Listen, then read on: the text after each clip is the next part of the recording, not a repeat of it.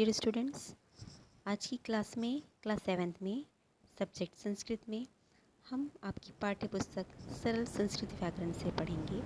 पहला चैप्टर, पहला पार्ट, खंड क अनुप्रयुक्त व्याकरण, जिसमें हम पढ़ेंगे वर्ण परिचय तथा उसका उच्चारण स्थान। ये आपने पिछली क्लास में ही पढ़ा है बच्चों। वर्ण क्या होता है, वर्ण विच्छेद आप पिछली क्लास में भी पढ़ चुके हैं। वर्ण परिचय अल्फ़ाबेट है ना, जिसको कहते हैं एंड ऑर्गेन्स ऑफ स्पीच, उनका उच्चारण कैसे करते हैं।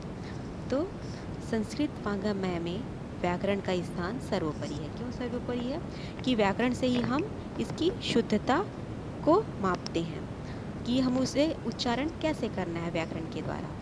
बिना व्याकरण के न्याय, साहित्य, मीमांसा, वेदांत इत्यादि किसी भी शास्त्र का सम्यक ज्ञान नहीं हो सकता। निश्चित रूप से बच्चों, अगर किसी भी भाषा में व्याकरण नहीं है, शुद्धता नहीं है, तो हम एक पूर्ण वाक्य, एक पूर्ण पद नहीं बना सकते। किसी भी वाक्य को हम अच्छे तरीके से नहीं पढ़ सकते, उसका उद्बोधन नहीं कर सकते। तो व्याकरण का अर्थ क्या है? जिसमें शुद्ध शब्दों का उच्चारण होता है। व्याक्रियन्ते व्युत्पादन्ते शब्दा अनेनेति व्याकरणम, अर्थात जिससे क्या होता है, बिल्कुल ही शुद्ध परिष्कृत शब्दों का उच्चारण होता है और उनका हमें ज्ञान प्राप्त होता है। उसे क्या कहते हैं? हम व्याकरण कहते हैं। व्याकरण में भाषा, तो व्याकरण में जो भाषा संबंधी नियम रहने के कारण भाषा क्या होती है, सदैव ही मर्यादित और परिष्कृत मतलब शुद्ध होती है, जिसका उच्चारण हम क्या करते हैं, बिल्कुल शुद्ध करते हैं और हमारी बात एक दूसरे को समझ आती है। अगर हमारा व्याकरण सही है तो हम अपनी बात दूसरों को बहुत अच्छे से समझा सकते हैं। व्याकरण ज्ञान इसलिए भी क्या है, बहुत ही आवश्यक है। अतएव व्याकरण का जो है महत्व जो है बहुत ही अधिक है, बहुत ही महत्वपूर्ण है। व्याकरण के मुख्य रूप से 3 भाग हैं। कौन कौन से? वर्ण, पद और वाक्य। वर्ण मतलब एक अलग से एक सिंपल सा वर्ण जो अकेला होता है। उसके बाद पद, 2 वर्ण मिलकर क्या बनाते हैं, 3 वर्ण मिलकर पद बनाते हैं। और बहुत सारे पद मिलकर क्या बनाते हैं, वाक्य बनाते हैं, वाक्य रचना करते हैं। वर्णों से पद और पदों से वाक्य क्या होते हैं, बनते हैं। जैसे कि मैंने बताया ना कि वर्णों से पद बनते हैं, 2 वर्णों से, 3 वर्णों से, 4 वर्णों से पद बनते हैं और बहुत सारे पद मिलकर वाक्य का निर्माण करते हैं। तो पहले हम पढ़ते हैं वर्ण। वर्ण क्या है? जिस सार्थक ध्वनि का खंड नहीं हो सकता, जिसको कोई तोड़ नहीं सकता।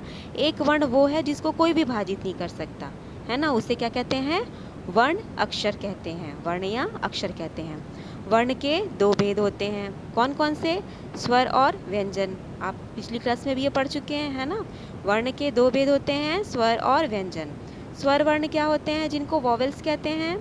जिस सार्थक ध्वनि के उच्चारण में अन्य किसी वर्ण की सहायता नहीं ली जाती, है ना, जिसका उच्चारण स्वयं ही किया जाता है और उसके उच्चारण के लिए हमें किसी और वर्ण की सहायता नहीं लेनी पड़ती है, उसे स्वर्ण वर्ण कहते हैं। स्वर के उच्चारण में अंदर से आने वाली ध्वनि में किसी भी तरह की क्या होती है, रुकावट नहीं होती है। और स्वर वर्ण कितने हैं? 13 हैं। कौन कौन से?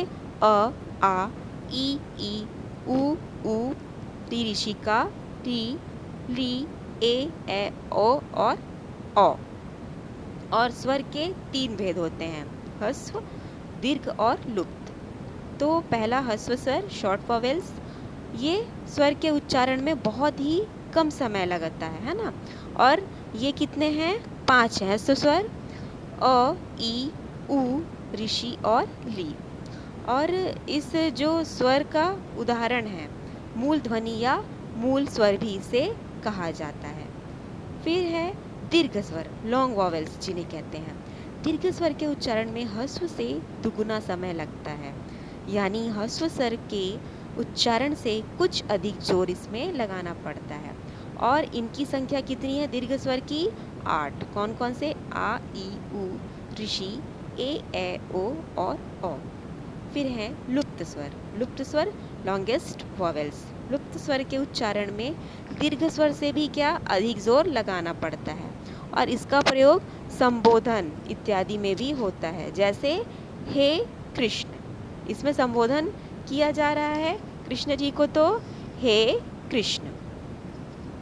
फिर है व्यंजन वर्ण। क्या है व्यंजन वर्ण? कॉन्सोनेंट्स, जिसका उच्चारण स्वर की सहायता से होता है ना। व्यंजन की जो उच्चारण क्षमता है, व्यंजन को स्वरों की सहायता से उच्चारित किया जाता है। और इस संख्या में कितने हैं? 33 हैं। और इसके कुछ उदाहरण हैं। क वर्ग। क वर्ग में कौन कौन से वर्ण आते हैं? क, ख, ग, घ और ग। च वर्ग में च, छ, ज, झ और य। ट वर्ग में आते हैं ट, ठ, ड, ढ, न। त वर्ग त, थ, द, थ, न।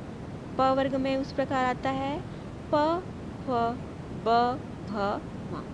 और अंतःस्थ स्वर हैं य, र, ल, व, ऊष्म और श, स, ह। इसी प्रकार अनुस्वार और विसर्ग। अनुस्वार और विसर्ग, इनकी जो गणना नहीं होने पर भी ये वर्णों की तरह ही कार्य करते हैं, है ना। अनुस्वार का उच्चारण नाक से होता है। इस प्रकार के जो वर्ण होते हैं अनुस्वार है, इनका नाक से उच्चारण होता है।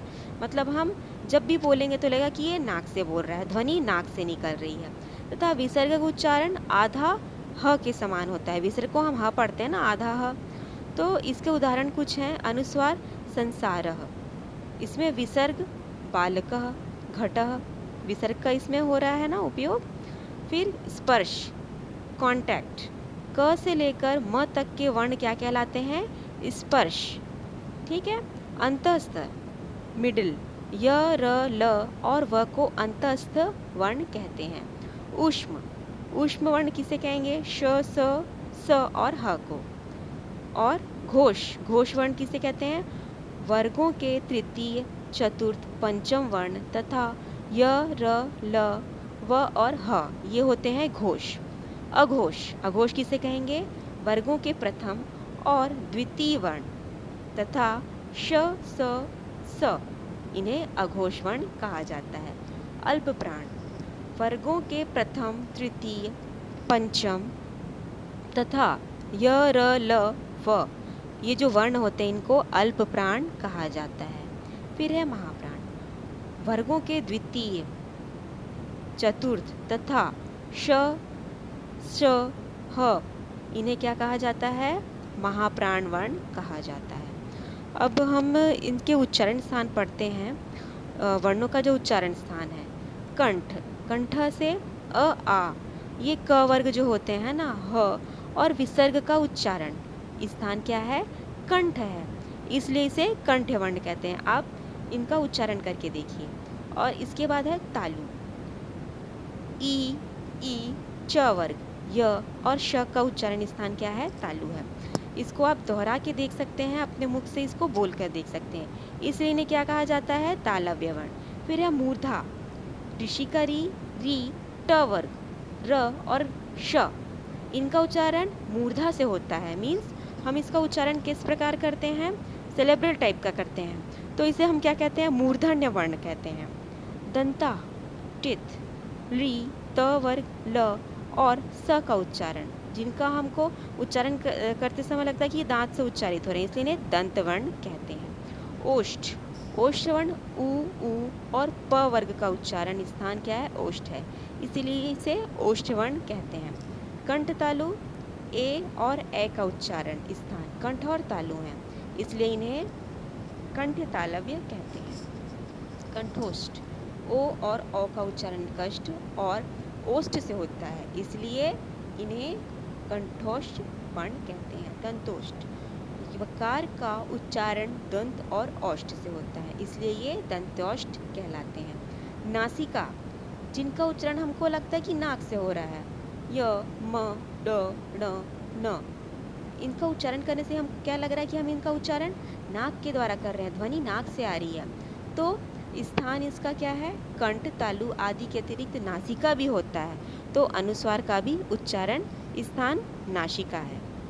फिर स्वरयुक्त व्यंजन, कॉन्सोनेंट्स विथ वॉवेल्स। देखिए, वर्णों के मेल से एक अलग ही वर्ण बनता है, जो स्वरयुक्त व्यंजन होते हैं, है ना, उन्हें कहते हैं। देखिए, क और अ दोनों मिलकर बनते हैं क। इसी प्रकार क और ई, की, क और उ, कु, क और री, क्री, क और ए, के, क, ओ, को, क, ली, क्ली, क, आ, का, क, ई, की, क, उ, कु, र, उ रु, क ए कै, क औ क, र उ रु। ये थे स्वरयुक्त व्यंजन। अब संयुक्ताक्षर। संयुक्ताक्षर 3 वर्णों के मेल से बने हैं संयुक्ताक्षर, और ये संख्या में कितने हैं? 5 हैं। कौन कौन से देखिए? क श अ, इनसे मिलकर बना है क्षत्रिय का वर्ण। त र अ, इन वर्णों के मेल से बना है त्र वर्ण। ज य अ, इससे बना है ज्ञानी का वर्ण। क र अ, इनके मेल से बना है कम। श र अ, इन तीनों वर्णों के मेल से बना है श्रमिक का वर्ण। तो स्टूडेंट्स, आज की क्लास में हमने पढ़ा सरल संस्कृत व्याकरण से पाठ 1 वर्ण परिचय। तो आज की क्लास में हम इतना ही पढ़ते हैं।